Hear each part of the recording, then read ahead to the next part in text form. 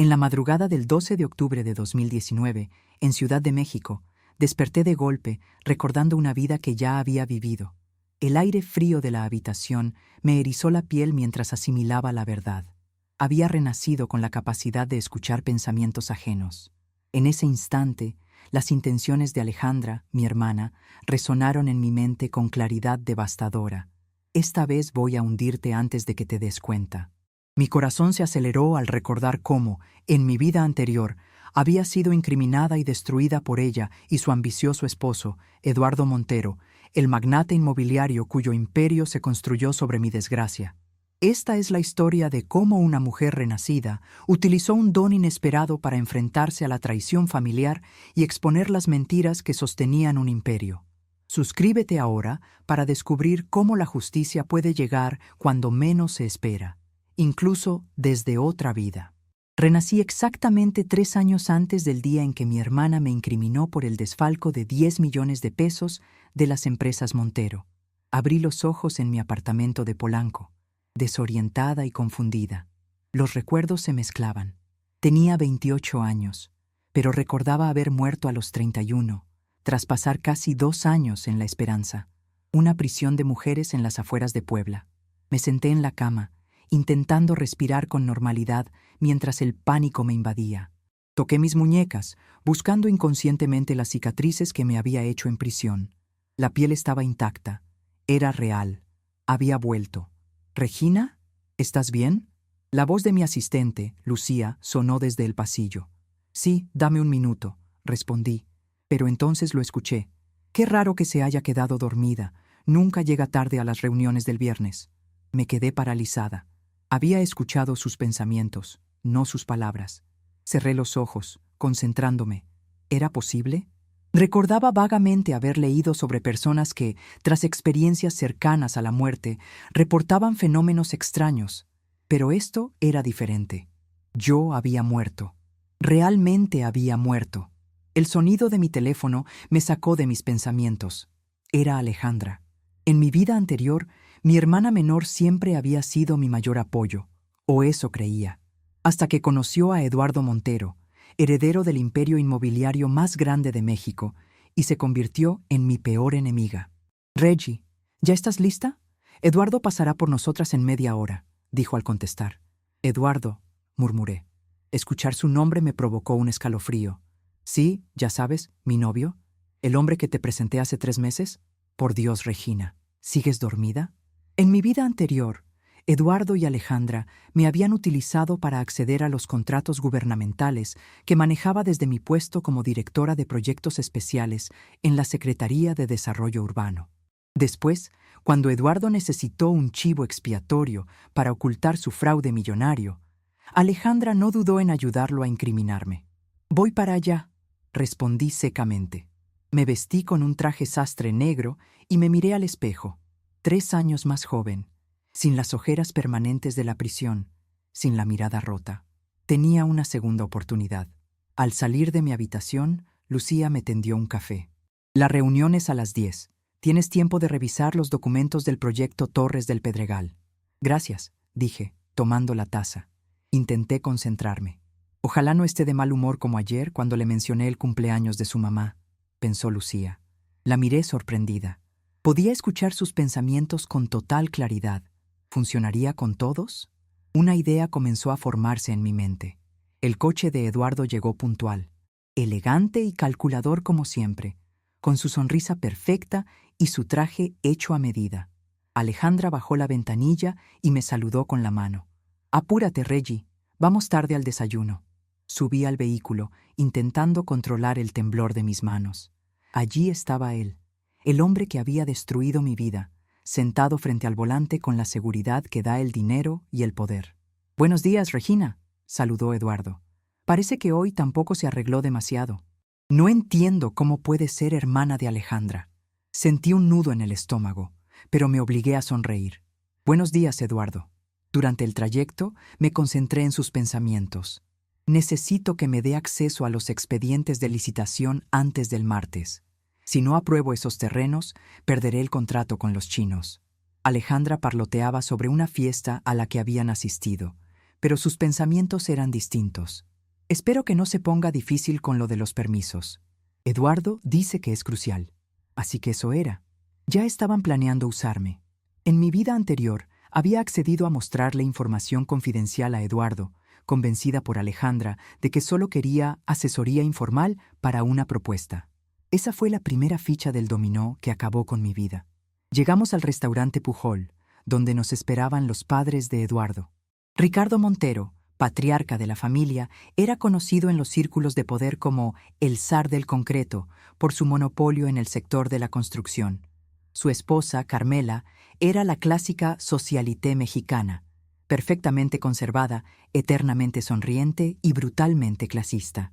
«¡Alejandra, preciosa!», exclamó Carmela, abrazando a mi hermana. A mí apenas me dedicó un gesto con la cabeza. Nos sentamos y comenzó el desayuno.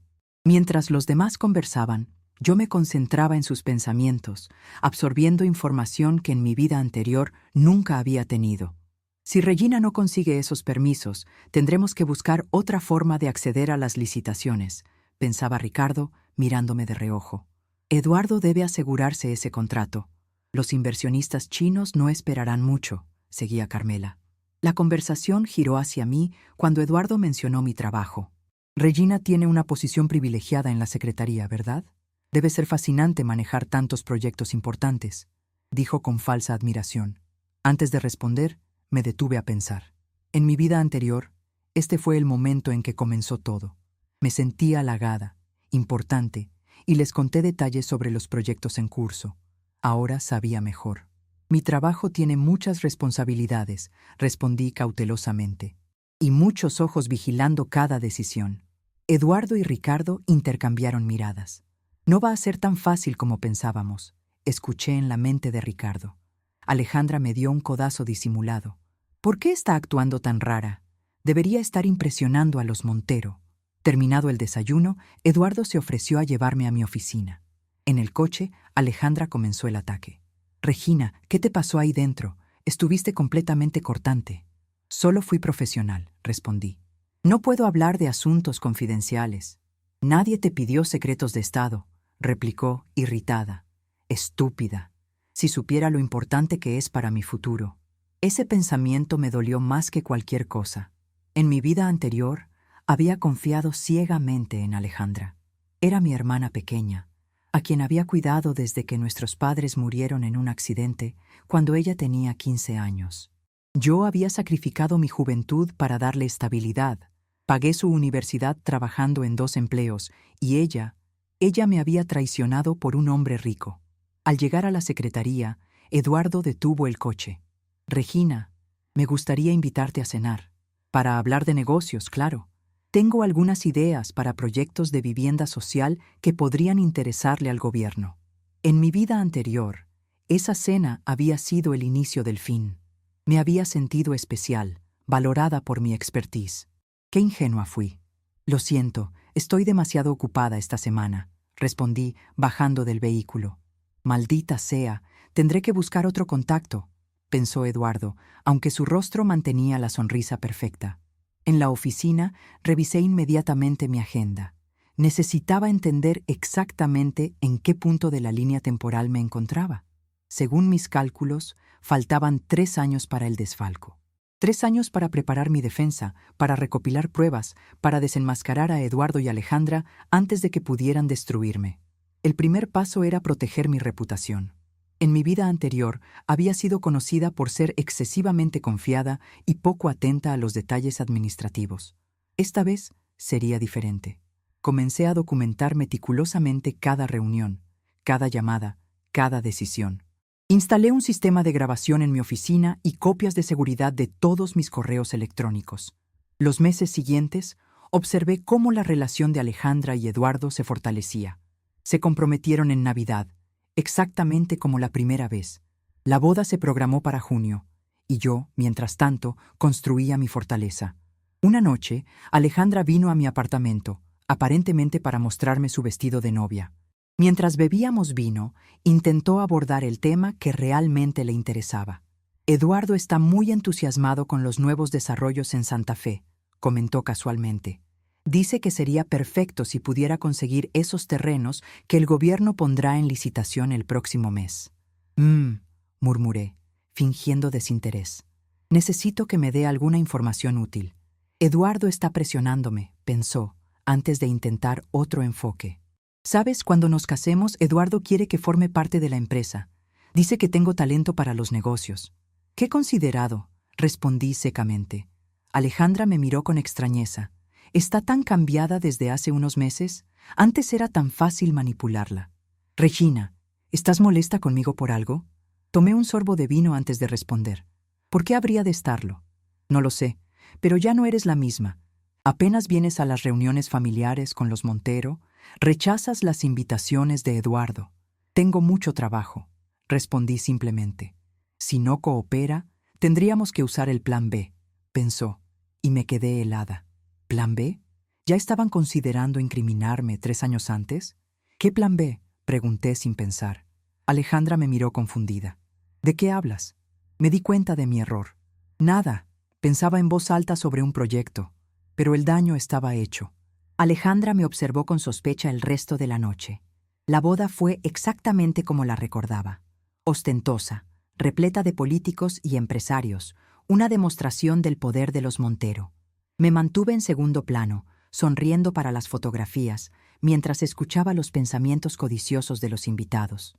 Dicen que compraron al juez Salgado para aprobar la expropiación en Xochimilco, pensó un político mientras brindaba con Ricardo Montero. El contrato con los chinos está casi cerrado, solo falta solucionar el problema de las licencias ambientales, pensaba Eduardo mientras bailaba con Alejandra. Cada pensamiento era una pieza del rompecabezas. Comencé a entender la magnitud de la corrupción en las empresas Montero. No era solo el fraude por el que me habían incriminado, era un sistema completo de sobornos, evasión fiscal y tráfico de influencias. Después de la boda, Eduardo y Alejandra se volvieron más insistentes. Las invitaciones a cenas, las visitas sorpresa a mi oficina, los regalos caros. Estaban intentando comprarme, igual que la primera vez. Una tarde, Eduardo apareció sin anunciar en mi despacho. «Regina, necesito un favor», dijo directamente, cerrando la puerta tras él. «Te escucho», respondí, activando disimuladamente la grabadora bajo mi escritorio. «La licitación para el proyecto de reforma. Sabemos que Constructora Pacífico presentará una oferta agresiva. Necesito saber cuánto. En mi vida anterior me había negado inicialmente, pero Alejandra me convenció después, apelando a nuestra relación. Solo es información, no es ilegal compartirla con familia», me había dicho. Qué estúpida fui. «Lo que me pides es un delito, Eduardo», respondí firmemente.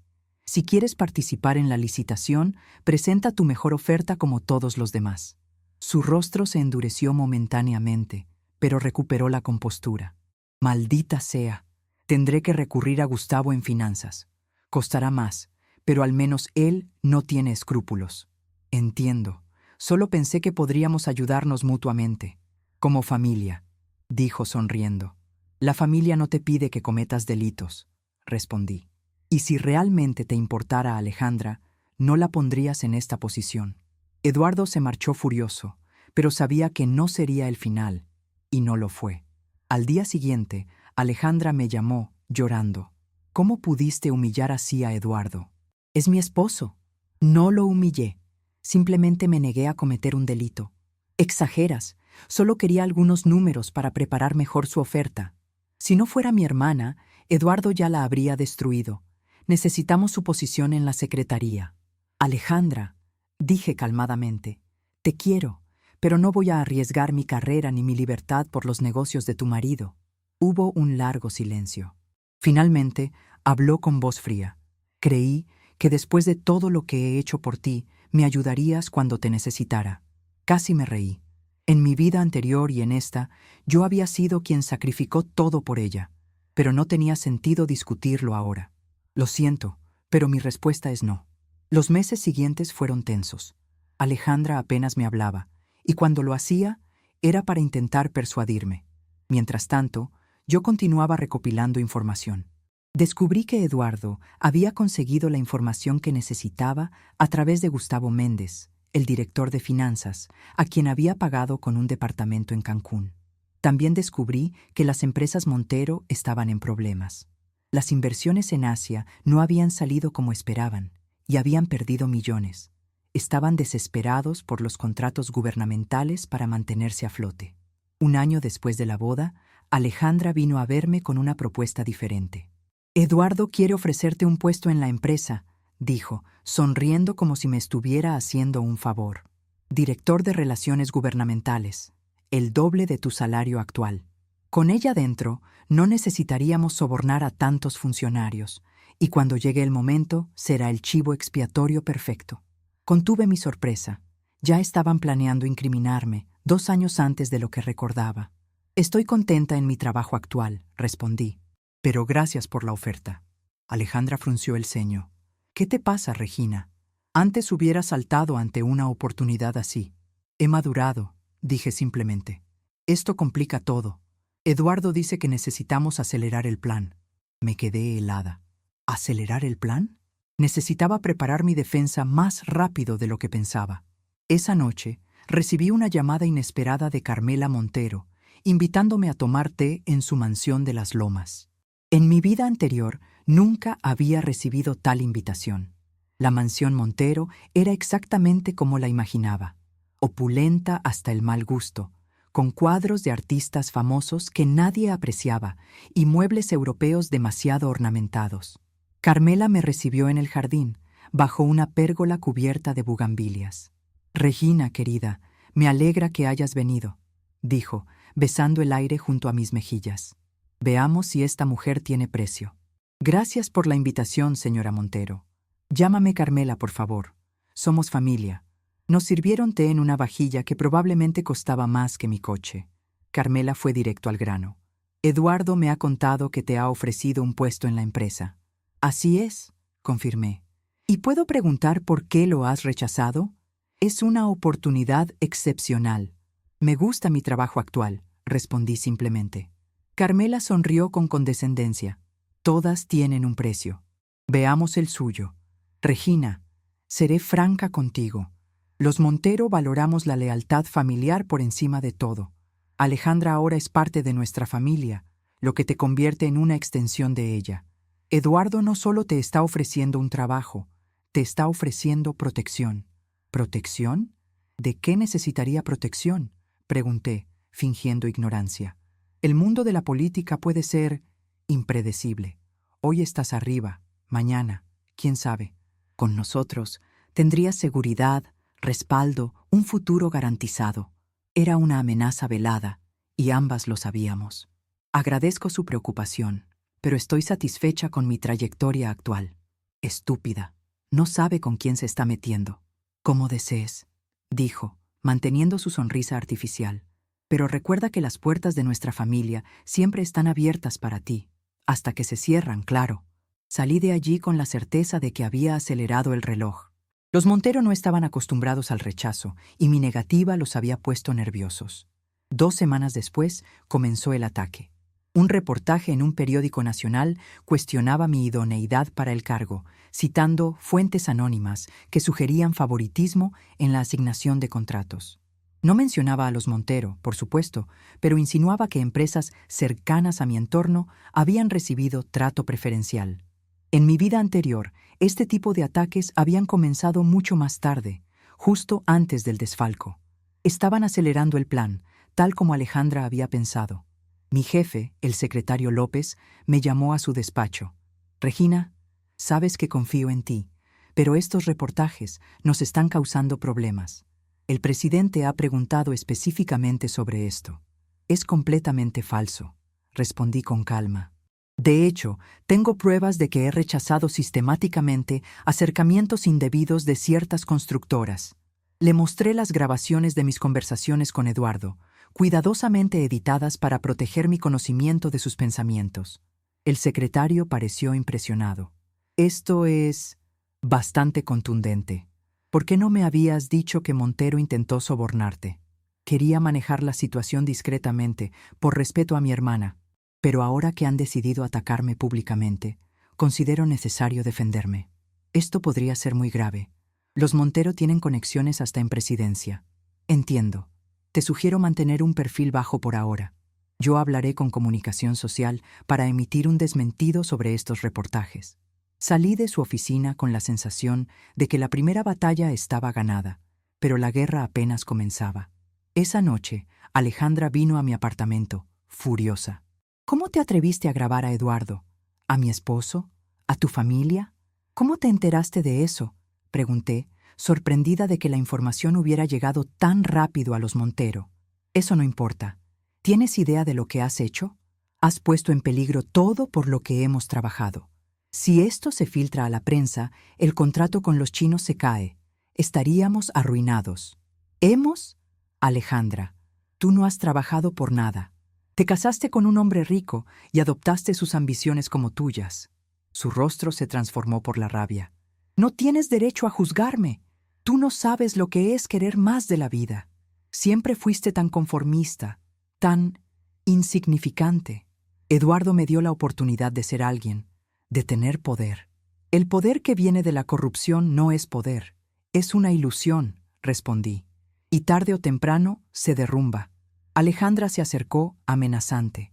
Escúchame bien, Regina. Retira esas grabaciones o atente a las consecuencias. Los Montero no perdonan a quienes se interponen en su camino. Eduardo dice que si no coopera, podemos usar el plan de las transferencias falsificadas. Ya tiene todo preparado. Un escalofrío me recorrió la espalda. En mi vida anterior, ese había sido exactamente el método que usaron para incriminarme.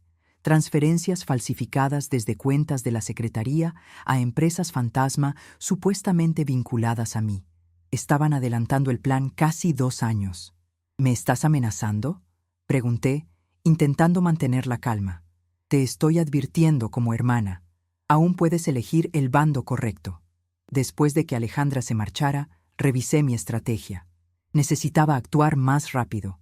Contacté a Martín Saavedra, un periodista de investigación que en mi vida anterior había sido el único que cuestionó mi culpabilidad cuando todo explotó.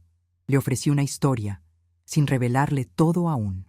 Tengo pruebas de corrupción en contratos gubernamentales que involucran a Constructora Montero, le dije cuando nos encontramos en una cafetería alejada del centro. Martín me miró con escepticismo. ¿Por qué me traes esto a mí? ¿Por qué no vas a la fiscalía? Porque necesito que la información esté en manos seguras antes de dar ese paso. Los Montero tienen influencia hasta en la fiscalía. ¿Y qué ganarías tú con esto? No me digas que es puro altruismo. Protección, respondí sinceramente. Creo que intentarán incriminarme en algo para silenciarme. Martín asintió lentamente. Dámelo por escrito, con pruebas verificables, y lo investigaré. Le entregué un sobre con copias de documentos, grabaciones y una cronología detallada de los intentos de soborno. No era todo lo que tenía, pero era suficiente para interesarlo. Los siguientes días fueron tensos. Noté que me seguían cuando salía de la oficina. Mi teléfono comenzó a comportarse de manera extraña, sugiriendo que estaba intervenido. Instalé cámaras de seguridad en mi apartamento y comencé a variar mis rutinas. Una semana después de mi reunión con Martín, el secretario López me llamó nuevamente. «Regina, ha surgido algo delicado», dijo, visiblemente incómodo. La auditoría interna ha detectado irregularidades en transferencias relacionadas con el proyecto Torres del Pedregal. Mi corazón dio un vuelco. Era el mismo proyecto que habían usado para incriminarme en mi vida anterior. «¿Qué tipo de irregularidades?», pregunté, manteniendo la calma. «Fondos desviados a una cuenta en Islas Caimán. La cuenta está vinculada a una empresa llamada Inversiones Aurora». Inversiones Aurora.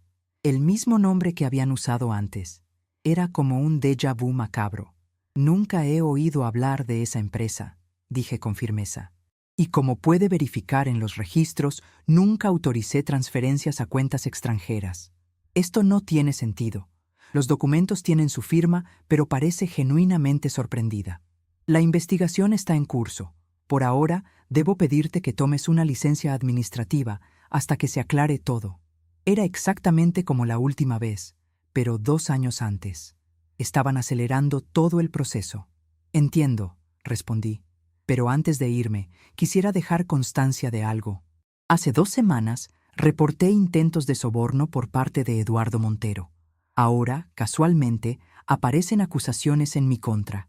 No creo en coincidencias, secretario. López me miró largamente. Podría tener razón. Los Monteros son capaces de esto y más. Investigaremos todas las posibilidades, dijo finalmente. Te mantendré informada. Al salir de la oficina, llamé inmediatamente a Martín. Necesito que publiques lo que te di, ahora. Estoy en ello, pero necesito más tiempo. Estoy verificando cada detalle para que sea incontestable. No tengo tiempo, Martín. Ya han comenzado a fabricar pruebas contra mí. Hubo un silencio al otro lado de la línea. Eso cambia las cosas. Dame 24 horas. Al día siguiente, la bomba estalló. El reportaje de Martín ocupaba la primera plana. Constructora Montero, imperio de corrupción. El artículo detallaba los intentos de soborno, las conexiones políticas y las manipulaciones de licitaciones. Incluía extractos de las grabaciones donde Eduardo me pedía información confidencial. Mi teléfono no dejó de sonar. Colegas, periodistas, incluso políticos que querían distanciarse del escándalo. No contesté a ninguno. En cambio, me preparé para el contraataque que sabía que vendría. No tardó mucho. Esa misma tarde, otro periódico, conocido por sus vínculos con los Montero, publicó un artículo acusándome de desvío de fondos. La prueba: documentos con mi firma autorizando transferencias a Inversiones Aurora. Alejandra apareció en mi puerta esa noche, acompañada por 2 hombres que reconocí como abogados de los Montero. «Venimos a ofrecerte un trato», dijo sin saludar. «Retira tus acusaciones, firma una retractación y nosotros retiraremos la denuncia por fraude. Eduardo dice que si no acepta, irá directamente a la cárcel. Ya tiene arreglado todo con el juez Vázquez». «No hay trato», respondí. «No he cometido ningún fraude y tengo pruebas de ello». «¿Qué pruebas?», preguntó uno de los abogados escéptico. «Para empezar, registros de seguridad que muestran que no estaba en mi oficina cuando supuestamente firmé esas transferencias. Y testigos que confirmarán que estaba en una conferencia en Monterrey ese día. Era un farol. No tenía tales registros aún, pero necesitaba ganar tiempo». «Eso no importa», intervino el otro abogado. «Las transferencias tienen su firma digital». «Una firma que pueden haber falsificado fácilmente», repliqué, «especialmente con la ayuda de Gustavo Méndez, a quien Eduardo compró con un departamento en Cancún». Los 3 me miraron sorprendidos. No había forma de que yo supiera eso, a menos que tuviera pruebas. «Esto es absurdo», dijo Alejandra, pero noté inseguridad en su voz.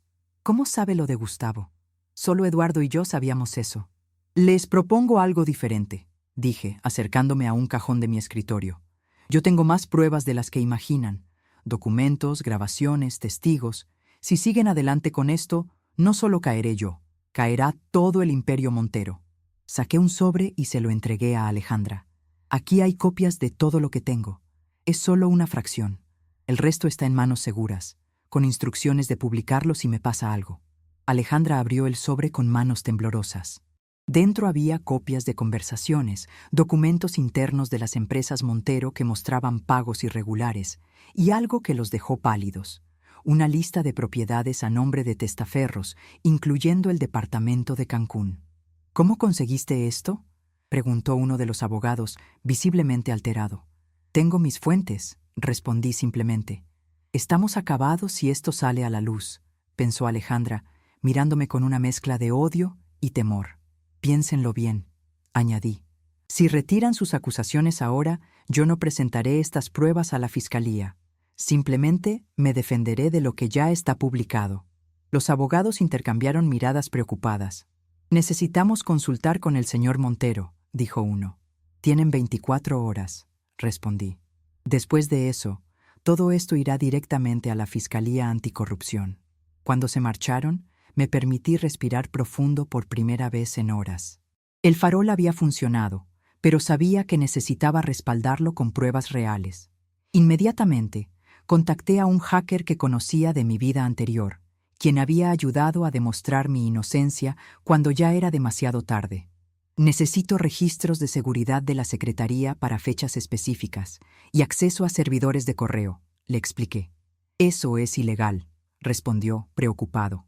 «Lo sé, pero es para demostrar mi inocencia en un fraude que no cometí». Después de pensarlo, accedió a ayudarme. «Dame un par de días. Mientras tanto, El escándalo crecía. Los medios se dividían entre los que me presentaban como denunciante valiente y los que me retrataban como funcionaria corrupta. La opinión pública estaba igualmente dividida. Eduardo Montero dio una conferencia de prensa donde me acusó de inventar calumnias por venganza, alegando que le había pedido trabajo en su empresa y me había rechazado. Alejandra estaba a su lado, asintiendo solemnemente. Mi cuñada siempre tuvo problemas emocionales, declaró para las cámaras. Desde la muerte de nuestros padres, ha tenido episodios de paranoia. Traté de ayudarla, pero cuando mi esposo rechazó sus propuestas laborales inapropiadas, decidió vengarse con estas acusaciones absurdas. Viendo la transmisión desde mi apartamento, casi admiré su capacidad para mentir con tanta convicción. Alejandra siempre había sido buena actriz. El hacker me contactó antes de lo esperado. «Tengo algo mejor que los registros», me dijo entusiasmado. Encontré correos electrónicos entre Eduardo Montero y Gustavo Méndez, donde discuten explícitamente cómo falsificar tu firma digital. Sentí que me quitaban un peso de encima. ¿Son verificables? ¿Podemos demostrar que son auténticos? Totalmente. Vienen directamente del servidor de la empresa. Y hay más. Encontré transferencias desde cuentas de Montero a un juez federal, Vázquez, el mismo que iba a llevar tu caso. Era mejor de lo que esperaba.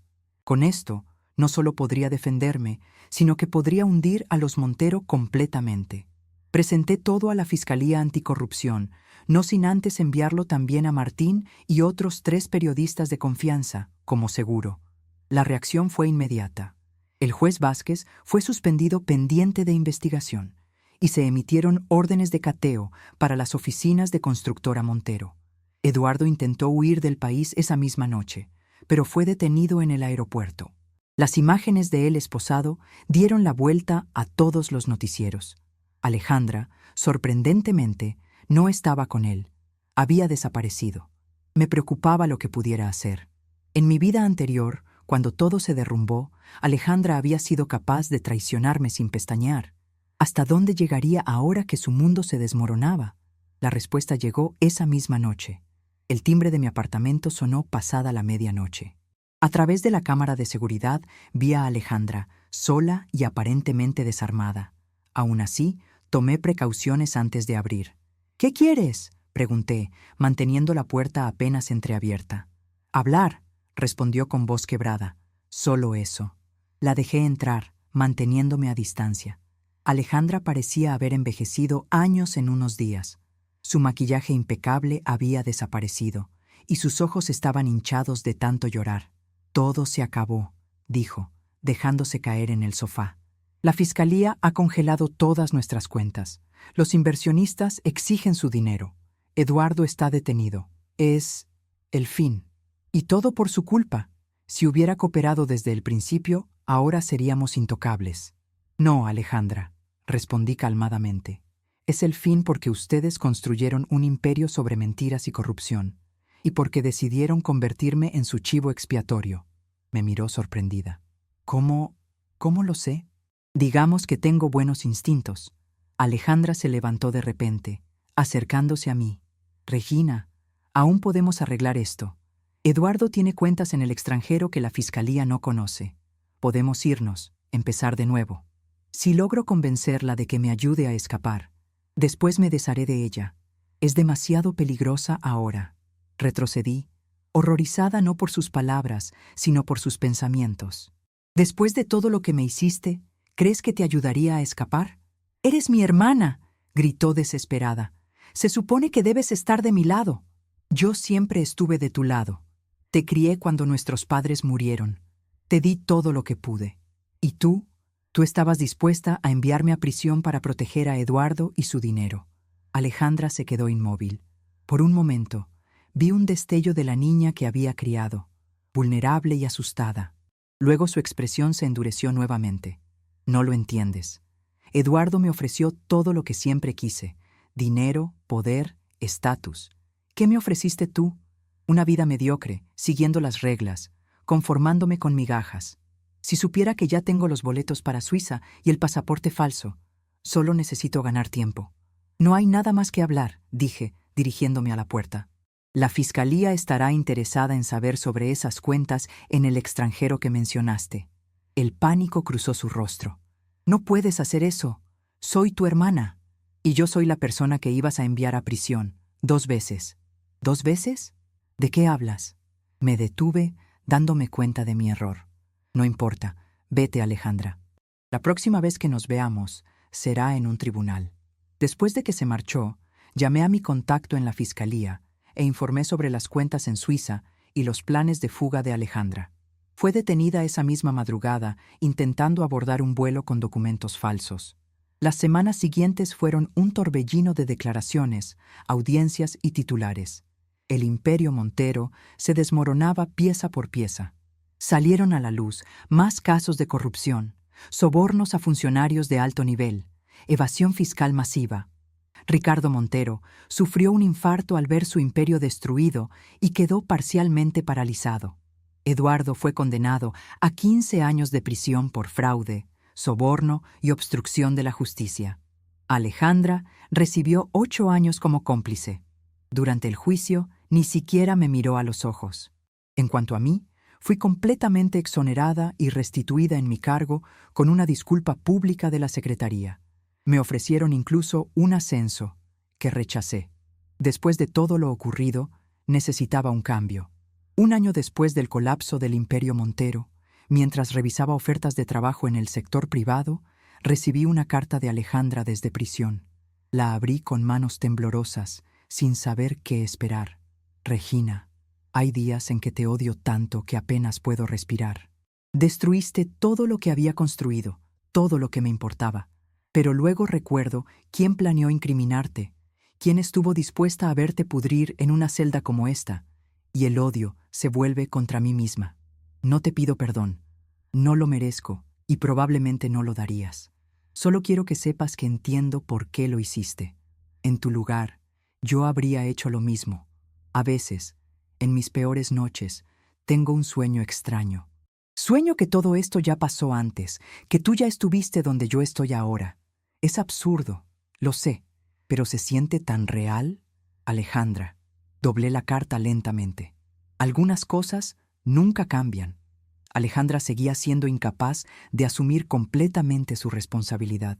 Pero había algo en sus palabras, una especie de reconocimiento velado, que me dio una extraña sensación de cierre. El don de escuchar pensamientos nunca desapareció. Con el tiempo, aprendí a controlarlo mejor, a silenciarlo cuando se volvía abrumador. Lo usé para reconstruir mi vida, para identificar a quienes realmente podía confiar, para construir nuevas relaciones basadas en la honestidad. A veces me pregunto si hay otros como yo, renacidos con conocimientos de vidas anteriores, con dones inexplicables. Si es así, espero que usen sus habilidades mejor que yo, porque aunque logré justicia, perdí a mi única familia en el proceso. El Imperio Montero se derrumbó, tal como sabía que ocurriría.